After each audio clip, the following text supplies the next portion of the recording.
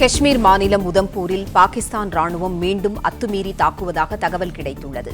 செய்தியாளர் ராஜகுமரன் இணைப்பில் இருக்கிறார். ராஜகுமரன், போர் நிறுத்த ஒப்பந்தத்தை மீறி இந்திய நிலைகளை நோக்கி பாகிஸ்தான் ராணுவம் தாக்குவதாக தகவல் கிடைத்துள்ளது. கூடுதல் விவரங்களை சொல்லுங்க. பாகிஸ்தான் ராணுவம் வார்த்தை தவறிவிட்டது. அந்த ஒப்பந்தம் விடப்பட்டு இன்னும் முறையாக ஒரு 5 மணி நேரங்கள் கூட நிறைவடையவில்லை. அந்த ஒப்பந்தம் பற்றிய தகவலே இப்பொழுதுதான் நாட்டு மக்களுக்கு 2 தரப்பில் இருந்தும் அறிவிக்கப்பட்டிருந்தது. தாக்குதலை நிறுத்திக் கொள்கின்றோம் என்று இந்தியாவும் பாகிஸ்தானும் ஒரு சேர முடிவெடுத்திருப்பதாக சொல்லப்பட்டிருந்தது.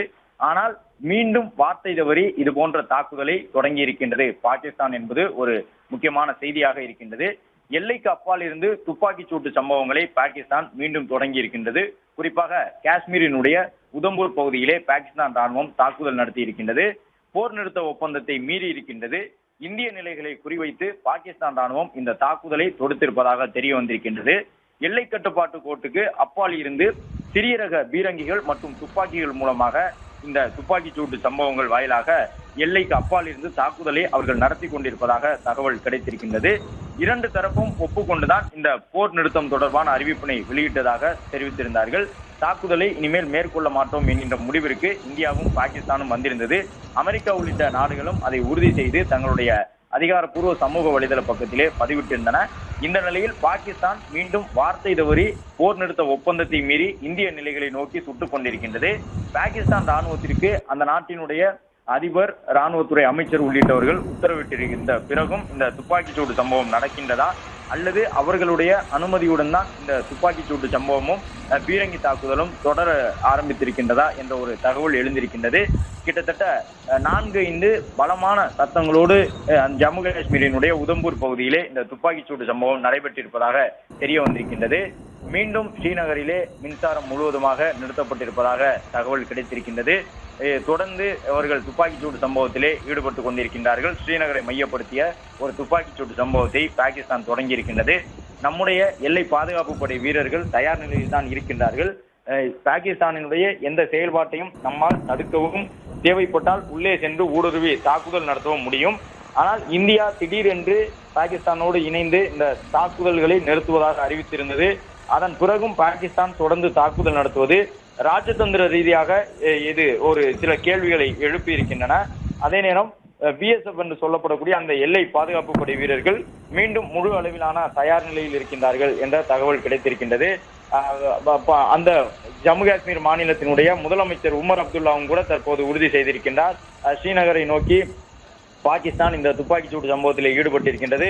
ரஜௌரி, அக்னோர் உள்ளிட்ட பகுதிகள் எல்லாம் மீண்டும் துப்பாக்கி சூடு சம்பவங்கள் நடைபெற்றிருக்கின்றன என்று ஜம்மு காஷ்மீர் மாநிலத்தினுடைய முதலமைச்சரும் உறுதி செய்திருக்கின்றார்.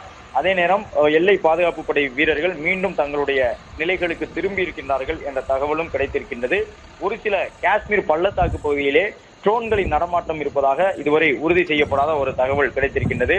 அதே நேரம் பஞ்சாபினுடைய குர்தாஸ்பூர் பகுதியிலும் ட்ரோன்களின் நடமாட்டம் இருப்பதாக தகவல் கிடைத்திருக்கின்றது.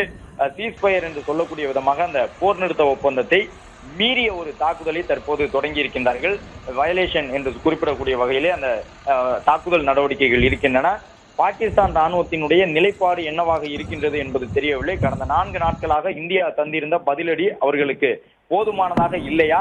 ஒட்டுமொத்தமாக பாகிஸ்தான் நாடு ஒரு பேரழிவை சந்திக்க வேண்டும் என்று அந்த நாட்டு ராணுவத்தினர் நினைத்து கொண்டிருக்கின்றார்களா என்ற ஒரு சந்தேகம் எழுகின்றது. ஏனென்றால் ஒரு நாடு ராஜதந்திர ரீதியாக ஒரு நடவடிக்கையை எடுத்து எதிர்கால நலன் கருதி போர் நிறுத்த ஒப்பந்தத்தை மேற்கொள்வதாக தாக்குதல்களை நிறுத்திக் கொள்ள முன்வந்த பிறகு மீண்டும் மீண்டும் தாக்குதல் சம்பவத்தில் ஈடுபடுவது என்பது அந்த நாடு இந்தியாவை இவ்வளவு தூரம் தாக்கிய பிறகும் மீண்டும் தாக்குதலுக்கு தூண்டுவது என்பது உண்மையிலேயே பாகிஸ்தான் ராணுவத்திற்கு அந்த நாட்டு மக்கள் மீது அக்கறை இருக்கின்றதா என்ற ஒரு கேள்வியினை எழுப்புகின்றது. பல இடங்களிலே ட்ரோன்களும் ஊடுருவ தொடங்கி இருக்கின்றன.